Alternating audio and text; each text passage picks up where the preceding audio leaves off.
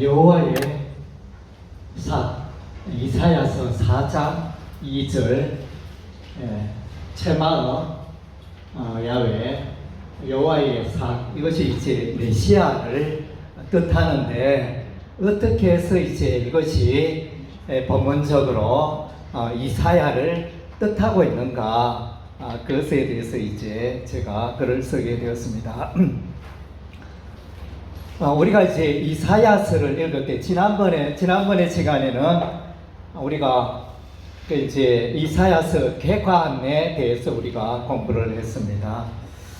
이사야서를 우리가 이제 열심히 읽고 있는데 이사야서의 핵심적인 그 구도라 그러나 이사야서를 해석할 때 핵심적인 단어를 꼽으라면 몇 개가 있는데 그 핵심적인 단어가 뭐겠습니까? 이거는 정답이 없으니까 편하게 여러분 한번 이야기해 주시면 됩니다. 이사야서를 이제 읽을 때 이 이사야서를 한 번에 파악할 수 있는 그런 키워드라 그럴까? 그런 게 어떤 게 있을까요?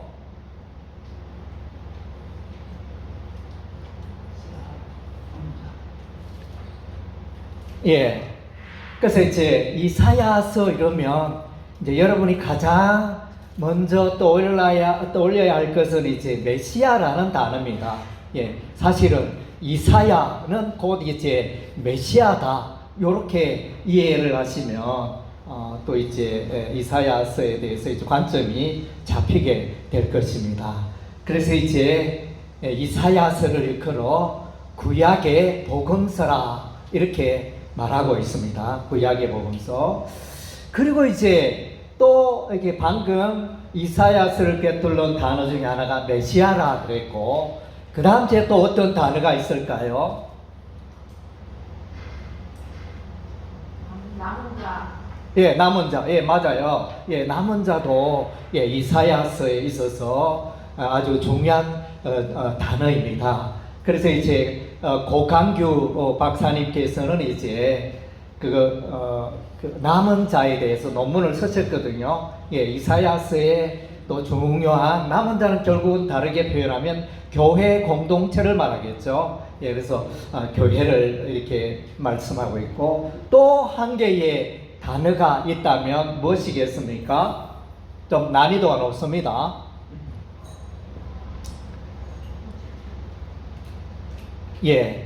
이사야서를 해석하는 키워드. 이거 화면 보면 답이 좀 나오는데,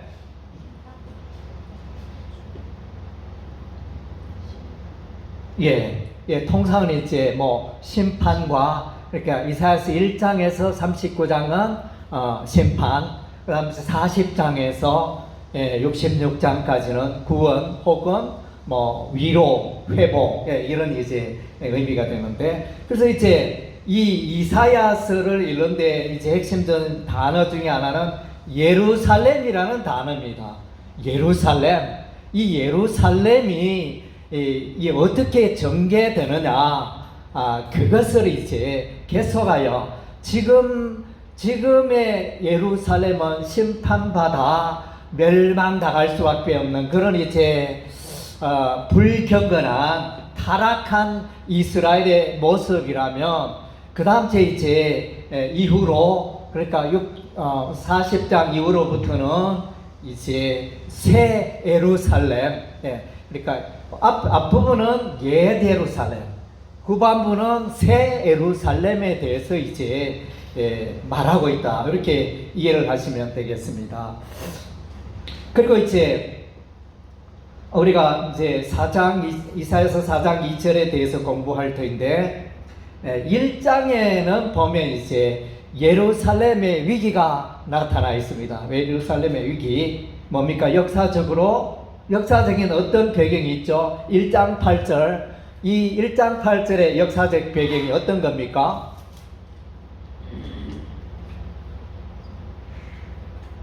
틀려도 괜찮습니다. 내가 생각하기에는 이것인 것 같다 이러면서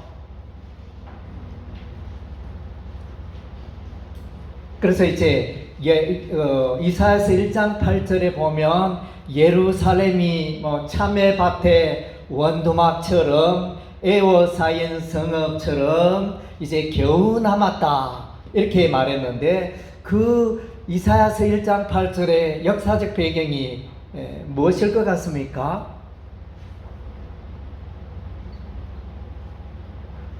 예, 그래서 이제 이 부분에 대해서 이제 해석하기를, 이제 히스기야가, 이사야서 36장에서 39장 사이에 보면 유다 왕 히스기야가 나타나는데, 히스기야가 아수르 왕 군대 사네립에 의해서 겹겹이 에워싸여서 이제 이스라엘 유다 나라의 모든 성읍이 빼앗긴 바 되고, 약 42개의 성읍이 빼앗긴 바 되고, 그런 이제 풍전등화 같은 그런 이제 예루살렘의 위기를 이사야서 1장에서 말해주고 있습니다.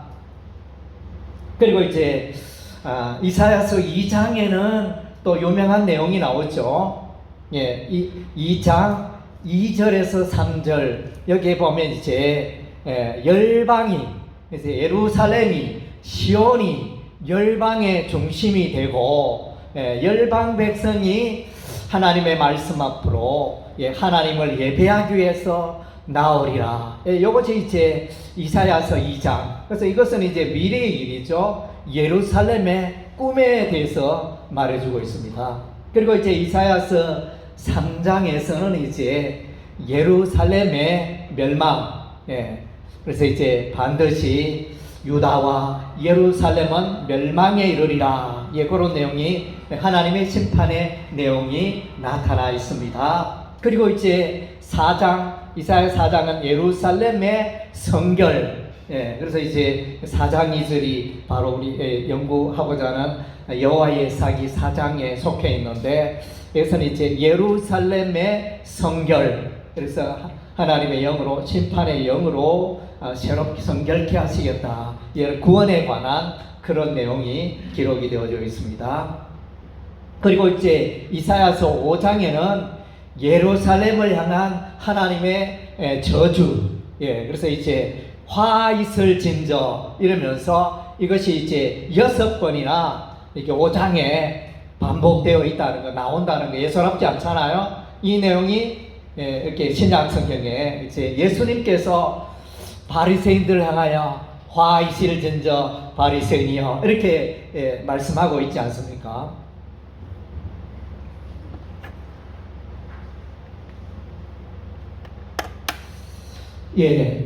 이사야서 4장 2절, 이걸 이제 본문 주석을 우리가 해보면 델리치와 영어, 이분들은 이제 칼 델리치라여 주석이, 유명한 주석이 있습니다.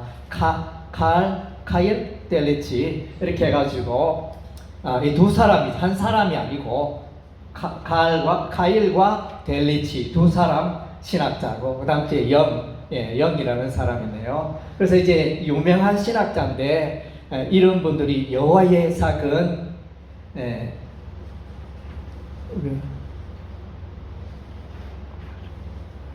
이게 옆에 화면이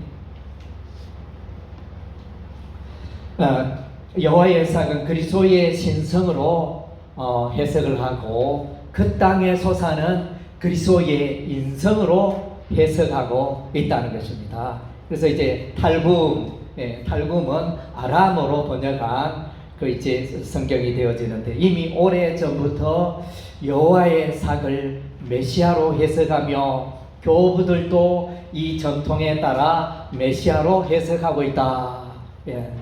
우리 개혁주의 전통에서 가장 이렇게 유명한 그 신학자가 누구죠?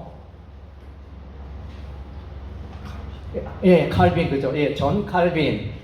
칼빈이 진짜 성경 해석에 있어서는 정말로 타에 불할 정도로 대단한 이제 그 성경의 정확한 해석을 하고 있는데, 칼빈은 이것을 이제 여호와의 삭에 대해서 어떻게 해석을 했을까요? 예, 칼빈. 칼빈은 이사야서 4장 2절을 여호와의 삭을 어떻게 해석할까요?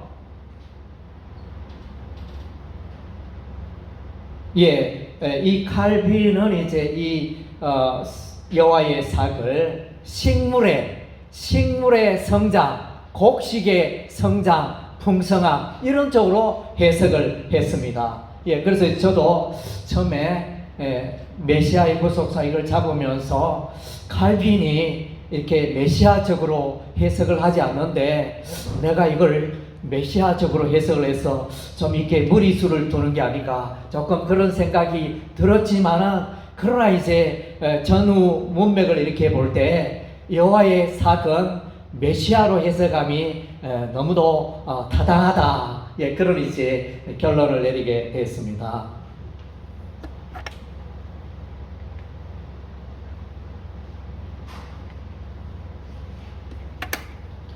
예, 마태는 고유한 이름 체마의의 네체르를 결합시켜서 구약 예언에 따라 미래의 메시아가 나사렛 사람이라고 부르고 있습니다. 그래서 이제 마태복음 2장 23절 예수님이 오셨을 때 나사렛 사람이라 일컬음 받으리라 이런 표현이 나오는데 이 나사렛의 이 단어가 어디에서 출발했냐면 이사야서 11장 1절에 거기에 이제 11장 1절에 그 삭은 체마으로 나타나고 가지는 네체르라는 단어를 쓰고 있는데 이것이 이제 네체르가 이렇게 나사렛으로 이렇게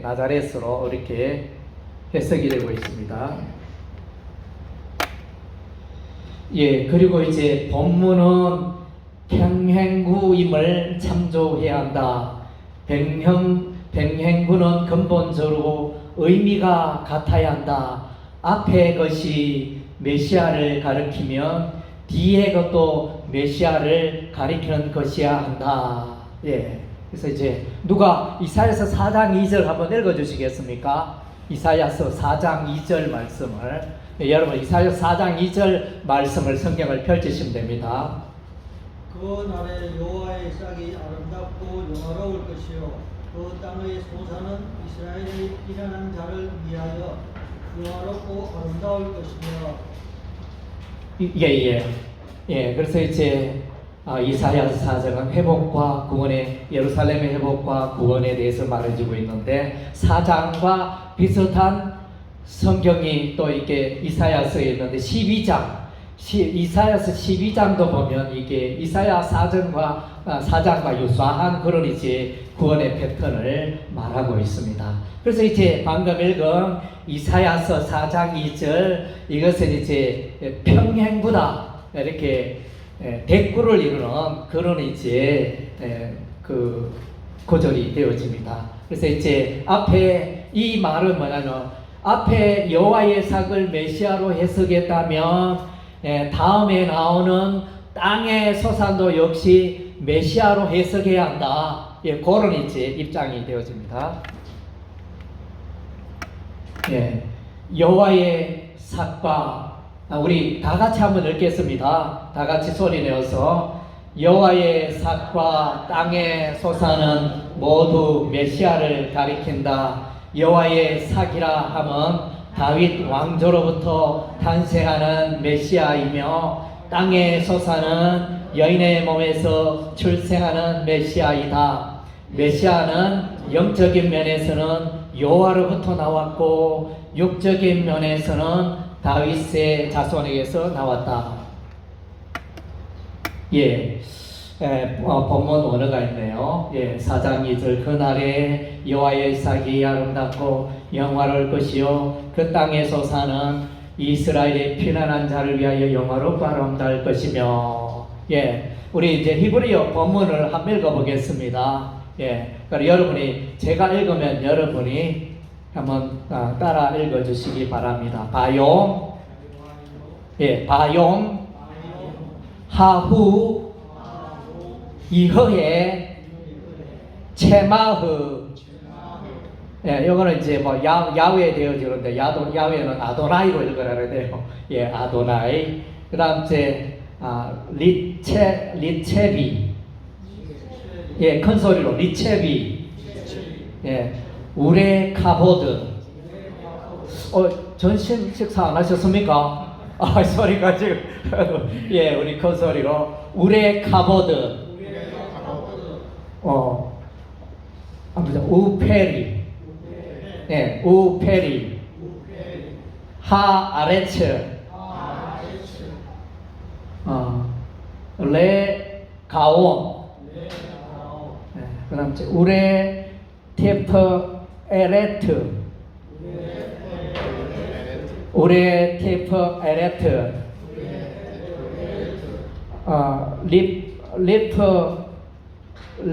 리플레 타트. 예, 리플레 타트.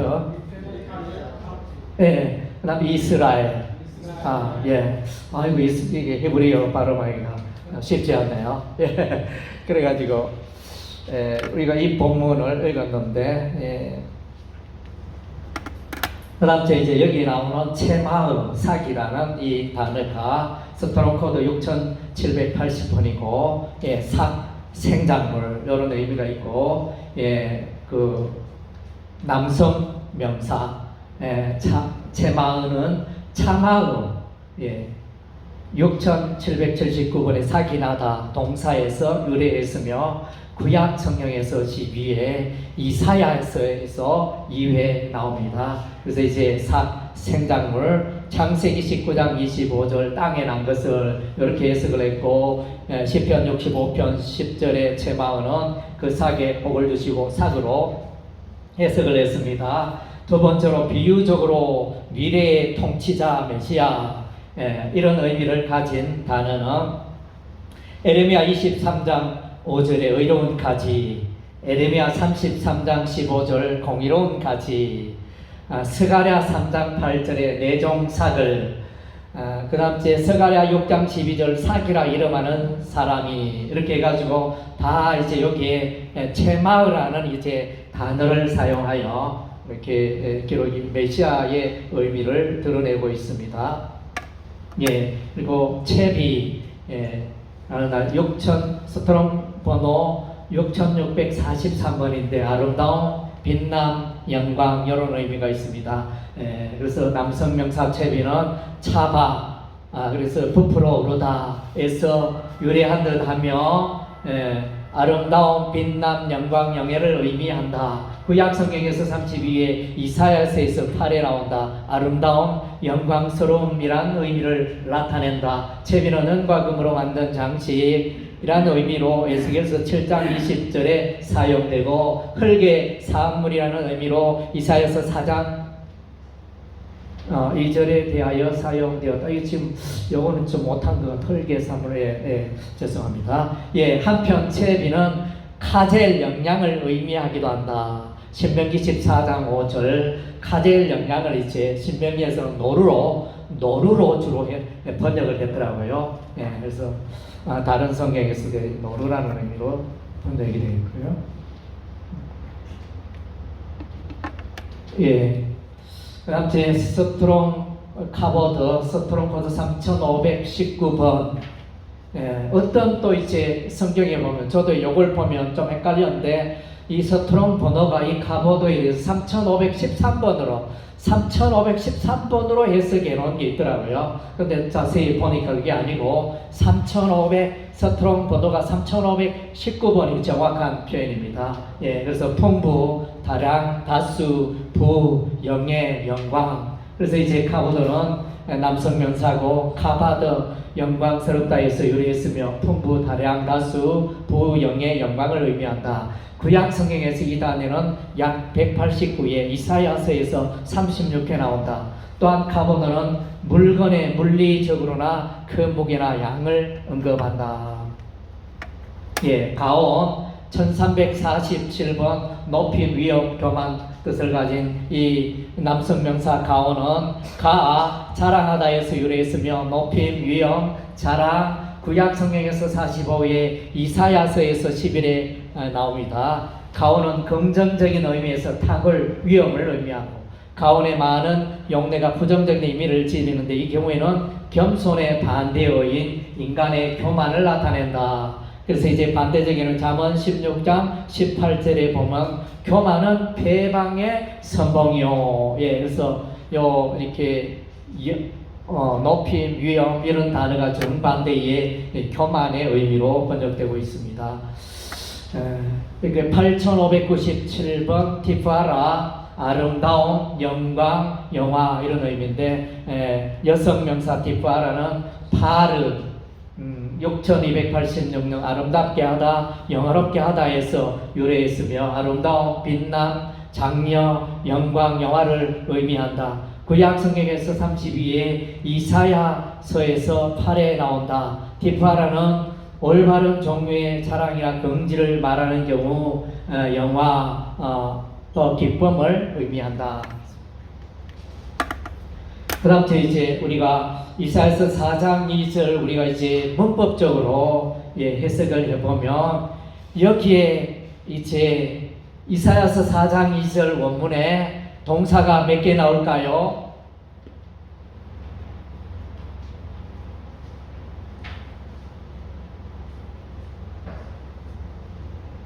예, 긴 문장인데 여기서 동사가 뭐죠?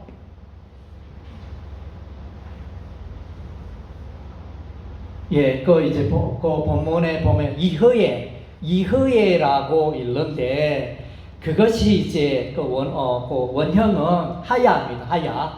뭐뭐시다, 뭐뭐시 되다, 뭐뭐시 일어나다, 하야 동사를 이허예로 이렇게 사용하고 있습니다. 그래서 이제 이것은 시제적으로 문법을 보면 능동이죠. 능동, 칼 동사로서 미완료 3인칭 남성 단수를 말하고 있습니다. 예. 그리고 이제 접속사 와우가 사용되고 있습니다.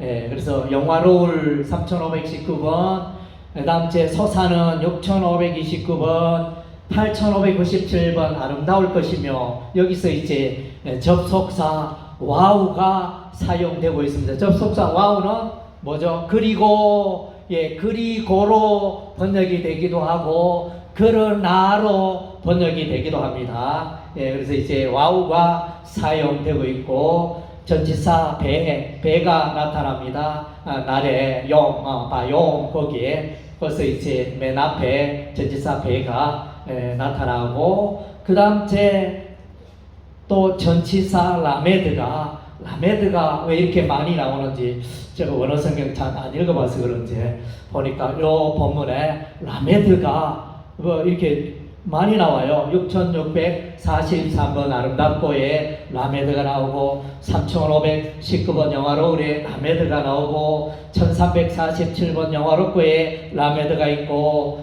8597번 아름다울 여기에 라메드가 있고, 6413번 피난한 자 여기에 라메드가 사용되고 있노요. 그러니까 무려 5번이나 요 짧은 이사야서 4장 2절에 라메드가 무려 이제 5번이나 사용되고 있는데, 전치사 라메드의 의미가 어떤 의미가 있습니까? 우리가 이제 바카라마, 이성호 교수님 말할 때 바카라마 이렇게 많이 하잖아요. 거기서 이제 이 라메드가, 라가 라메드인데, 이 라메드는 어떤 의미가 있다 그랬죠? 뭐뭇을 위하여. 뭐뭇을 위하여. 또 뭐가 있죠?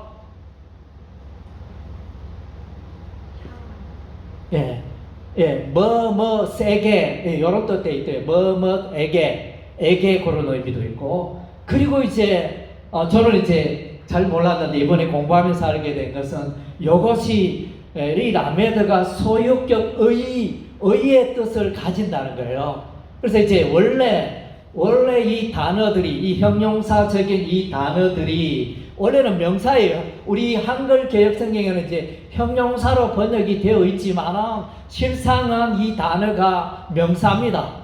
명사인데 형용사적으로 이렇게 해석할 수 있는 근거가 뭐냐면 라메드가 붙었기 때문에, 라메드 소유격으로 뭐뭐서이 그래서 이렇게 그렇게 해석을 해가지고 이 라메드가 형용사적으로 이제 사용되어지고 있는 모습을 볼 수 있습니다.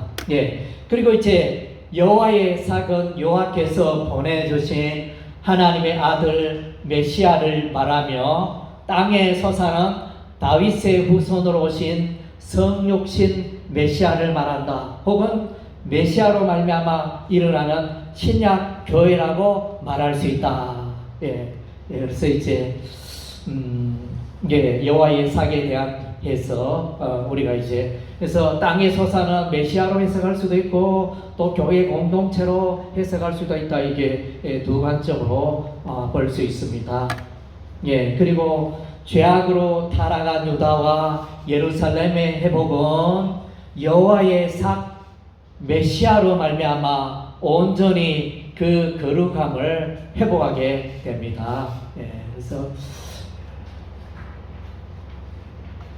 그래서 이제 우리 하나님의 계획은 이제 예루살렘이 죄악으로 타락했지 않습니까? 우상 숭배에 빠지고 하나님의 말씀을 무시하고 그래서 이제 우리 하나님이 이 이스라엘의 죄악을 말할 때 이제 손님 두 분을 초대합니다. 이스라엘의 죄악을 말할 때 손님 두 분을 초대하는데 그 손님이 누구겠습니까?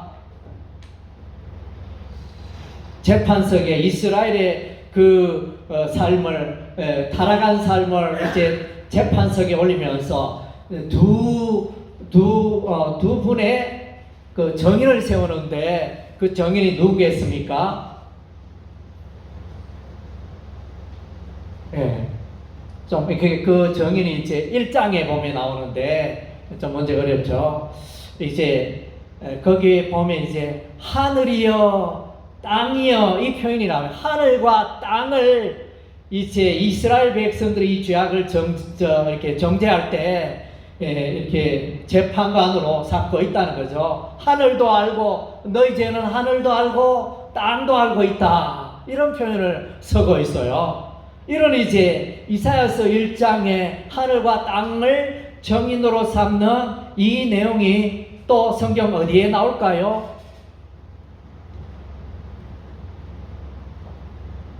신명기서 말씀에 보면 신명기에도 보면 이제 하늘과 땅을 정인으로 세우는 그런 모습을 보게 되어지고 또 이렇게 한 구절에 다 있지는 않지만은 전체적인 흐름을 보면 에레미야서에서도 하늘이여 땅이여 이러면서 하늘과 땅을 이제 이스라엘을 정죄하는 그 정인으로 삼는 모습을 우리가 보게 되어집니다.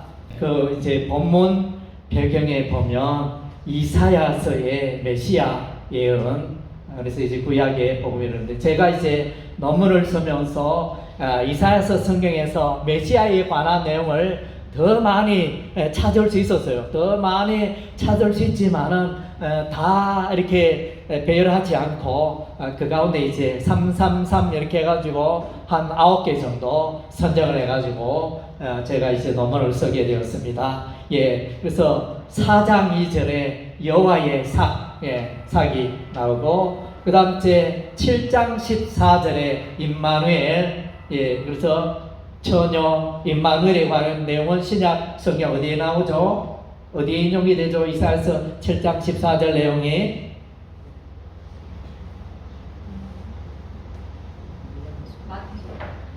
마태복음 1장에 나오죠. 그죠? 마태복음 1장에 이사야서 7장 14절 처녀 마리아가 이제 아기 예수를 출산하셨다. 이게 출산했다. 이렇게 나오는. 그 다음 한 나귀 이사야서 9장 6절 한 나귀는 무엇에 관한 내용이죠?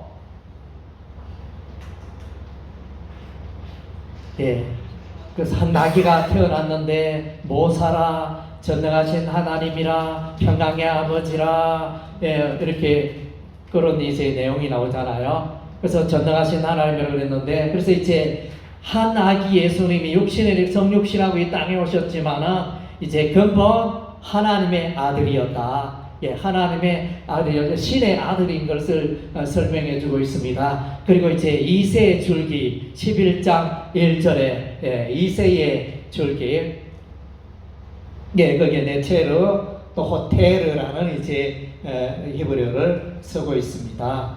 예, 그래서 다윗의 가문에 메시아 예수님이 오신다. 그것을 설명하고 있고, 그 다음 제 이사야서 28장 16절에 보면 이제 시온의 기초돌이 대신 메시아를 설명하고 있습니다. 그렇게 에벤으로 이렇게 비유적으로 에벤을 사용하고 있고, 예, 여기서 이 이사야서 28장 16절에 중요한 키워드가 하나가 있는데 그것이 뭐겠습니까?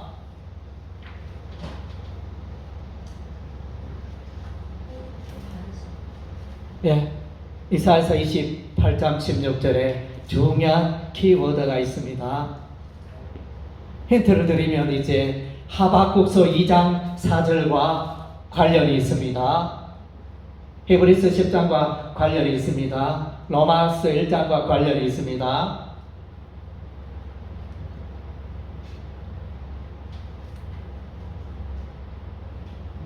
예, 좀 문제가 어렵네요. 예, 믿음이라는 단어가 나옵니다. 예, 그래서 시온의 도를 믿는 자는 황급하게 되지 아니하리라. 이런 이제 표현이라고. 그러니까 믿음, 우리가 통상 이제 믿음은 오직 믿음, 이 신칭의 믿음 로마서에서 강조하고 있는 그 믿음은 주로 이제 하박국 2장 4절 의인은 오직 믿음으로 말미암아 살리라 많이 인용하는데 이사야서 28장 16절에도 보면 믿음으로 황급하게 되지 않고 구원에 이르는 내용을 이제 말씀해 주고 있습니다. 이사야서 32장 1절 한 왕으로 오신 예수님을 말해주고 있고, 이사야 42장 6절은 이제 빛으로 오신 예수님, 이방의 빛으로 오신 예수님을 말씀해주고 있습니다. 그리고 이제 고난의 종 이사야 53장 4절 5절 예, 그래서 고난의 종 예수님, 그 다음 이사야 61장 1절에 기름 부음 받은 자, 예, 메시아라는 단어가 이제 이사야 61장 1절에 보면 여기 이제 메시아라는 이 단어의 그 뿌리를 우리가 볼 수 있습니다. 그 뿌리를 우리가 볼 수 있습니다. 예, 보니까 이사야서에서 메시아를 뜻하는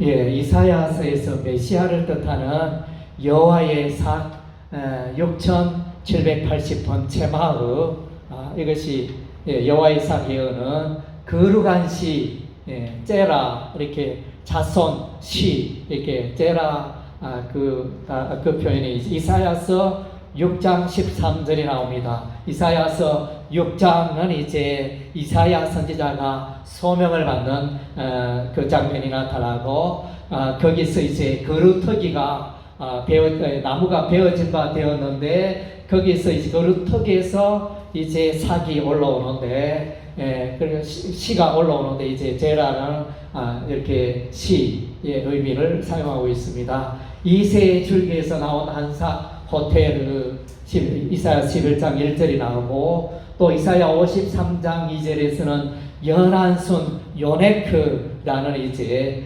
단어가 사용되고 있습니다. 마른 땅에서 나온 줄기 이럴 때는 이제 이 줄기가 세레시라는 이제 단어로 표현을 하고 있습니다. 예, 여호와의 삭은 에레미야 23장 5절 6785스트롱 코드 제마의 에레미야 33장 15절 제마에 기술된 삭처럼 메시아에 대한 암시이다. 이사야 11장에서 한삭 호테르 한 가지 네체르가 나온다.